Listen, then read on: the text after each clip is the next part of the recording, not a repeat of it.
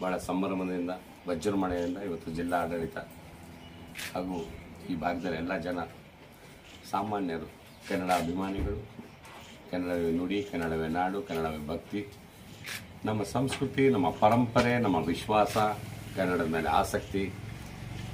ಸಂತೋಷ ಆಗ್ತದೆ. ಕನ್ನಡದಲ್ಲಿ ಮಾತಾಡೋದೇ ಒಂದು ಸಂತೋಷ. ಅಕ್ಷರಗಳು ನೋಡಿದ ಮುತ್ತಿನಂಥ ಅಕ್ಷರಗಳು. ಇವತ್ತು ಆ ಸಂಸ್ಕೃತಿ, ಆ ಪರಂಪರೆ ಇನ್ನು ಅಕ್ಕಪಕ್ಕ ರಾಜ್ಯಗಳಲ್ಲಿ, ದೇಶದಲ್ಲಿ ಈ ಭಾಷೆಯನ್ನು ಮೆರೀಲಿ ಅಂತ ನಾನು ಆಶಿಸ್ತೀನಿ.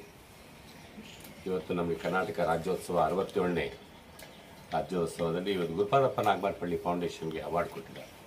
ರಾಜ್ಯೋತ್ಸವ ಪ್ರಶಸ್ತಿ ಕೊಟ್ಟಿರೋದಕ್ಕೆ ಜಿಲ್ಲಾ ಆಡಳಿತ ಹಾಗೂ ಜಿಲ್ಲಾ ಸೆಲೆಕ್ಷನ್ ಕಮಿಟಿ ಅವರಿಗೆ ಧನ್ಯವಾದ ಹೇಳ್ತೀನಿ. ನನಗೆ ಆ ಜ್ಞಾಪಕ ಬರ್ತದೆ. ನಮ್ಮ ಇಡೀ ಫೌಂಡೇಶನ್ ಟೀಮ್ ಅವರಿದ್ದಾರೆ. ಇವತ್ತು ಪಟ್ಲೆ ಅವರಿದ್ದಾರೆ, ಶಂಕರ್ ಪಾಟ್ಲೆ. ನಮ್ಮ ಇಡೀ ಫೌಂಡೇಶನ್ ಟೀಮ್ ಅವರಿದ್ದಾರೆ. ಇವತ್ತು ಪಟ್ಲೆ ಅವರಿದ್ದಾರೆ, ಶಂಕರ್ ಪಾಟ್ಲೆ ಅವರಿದ್ದಾರೆ, ನಮ್ಮ ಶಾಂತಣ್ಣ ಗೌರ್ ಶೆಟ್ಟಿ ಅವರಿದ್ದಾರೆ, ತಾಳಂಪಳ್ಳಿ ಅವರಿದ್ದಾರೆ. ಎಲ್ಲ ನನಗೆ ಸಂತೋಷ ಆಗ್ತದೆ. ಇವತ್ತು ಆ ಕೋವಿಡ್ ಸಮಯದಲ್ಲಿ ಒಬ್ರಿಗೊಬ್ರು ಮಾತಾಡ್ತಿರಲಿಲ್ಲ. ಜೋಬಲ್ ಅವರತ್ತು ಎಲ್ಲರ ದುಡ್ಡಿತ್ತು, ಮನೆಯಲ್ಲಿ ದುಡ್ಡಿದ್ರೂ ಕೂಡ ಅನ್ನ ಸಿಗ್ತಿರಲಿಲ್ಲ, ಊಟ ಸಿಗ್ತಿರಲಿಲ್ಲ. ಸಣ್ಣ ಸಣ್ಣ ಮಕ್ಕಳು ಕೆಲವು ಟೈಮ್ ಹಾಲು ಸಿಗ್ತಿರಲಿಲ್ಲ. ಅಂಥ ಸಮಯದಲ್ಲಿ ಹೋಗಿ ಸರಬರಾಜು ಮಾಡ್ತಕ್ಕಂಥ ಕೆಲಸ, ಜೀವನ. ನಾವು ಆಗಲಿ ನಮ್ಮ ಟೀಮ್ ಒಂದು 600 ಜನ ಸೇರಿಕೊಂಡು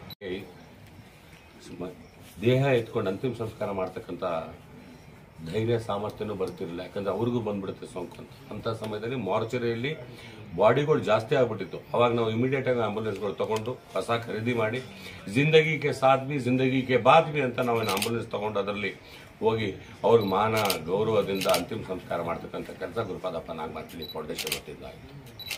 ಪಾಸ್ ಕೊಡೋದಾಗ್ಲಿ, ನೀರು ಕೊಡೋದಾಗ್ಲಿ, ಹಾಲು ಕೊಡೋದಾಗ್ಲಿ,